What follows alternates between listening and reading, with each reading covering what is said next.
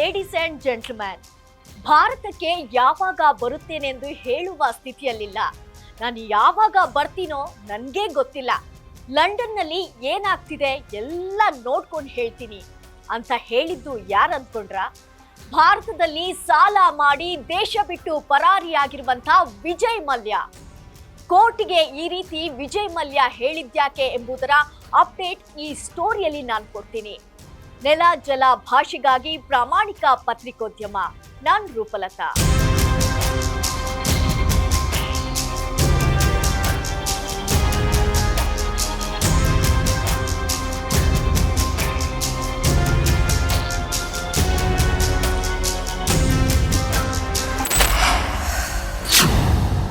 ಭಾರತೀಯ ಬ್ಯಾಂಕುಗಳ ವಿರುದ್ಧ ಉದ್ಯಮಿ ಮಲ್ಯ ಪಿಟಿಷನ್ ಫೈಲ್ ಮಾಡಿದ್ರು. ಬ್ಯಾಂಕುಗಳ ಆರ್ಥಿಕ ನೀತಿಯ ಬಗ್ಗೆ ಪ್ರಶ್ನೆ ಮಾಡಿದ್ರು. ಆದ್ರೆ ಕೋರ್ಟಿಗೆ ಮಾತ್ರ ಬಂದಿರಲಿಲ್ಲ.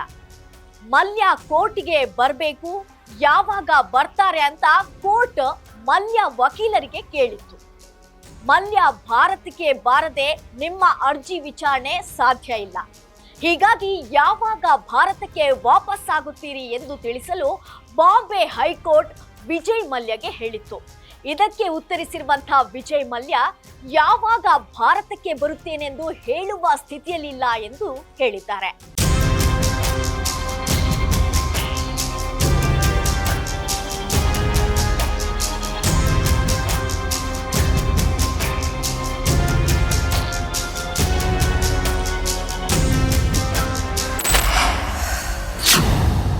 ಮಾಜಿ ಮದ್ಯದ ದೊರೆ ವಿಜಯ್ ಮಲ್ಯ ಬುಧವಾರ ಬಾಂಬೆ ಹೈಕೋರ್ಟ್ಗೆ ತಾವು ಯಾವಾಗ ಭಾರತಕ್ಕೆ ಮರಳುತ್ತಾರೆ ಎಂಬುದನ್ನ ಸ್ಪಷ್ಟವಾಗಿ ಹೇಳುವ ಸ್ಥಿತಿಯಲ್ಲಿಲ್ಲ ಎಂದು ಹೇಳಿದ್ದಾರೆ.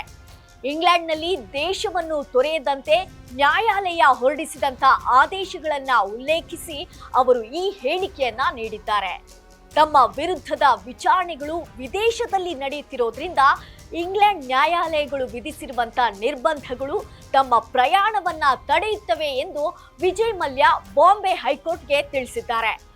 ಭಾರತಕ್ಕೆ ಮರಳದ ಹೊರತು ಪರಾರಿಯಾದಂತಹ ಉದ್ಯಮಿ ವಿಜಯ್ ಮಲ್ಯ ಸಲ್ಲಿಸಿರುವಂತಹ ಅರ್ಜಿಯನ್ನ ವಿಚಾರಣೆ ನಡೆಸೋದಿಲ್ಲ ಎಂದು ಬಾಂಬೆ ಹೈಕೋರ್ಟ್ ಈ ಹಿಂದಿನಿಂದಲೂ ಕೂಡ ಹೇಳ್ತಾ ಬಂದಿದೆ.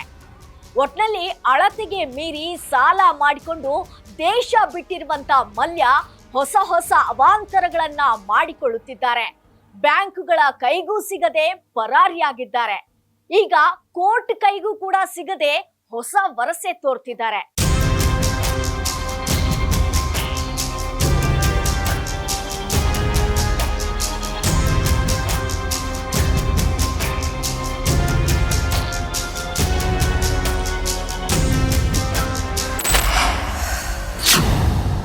ಇದಾಗಿತ್ತು ನ್ಯೂಸ್ ಅಪ್ಡೇಟ್. ನೆಲ ಜಲ ಭಾಷೆಗಾಗಿ ನೋಡ್ತಾ ಇರಿ ಫೋಕಸ್ ಟಿವಿ.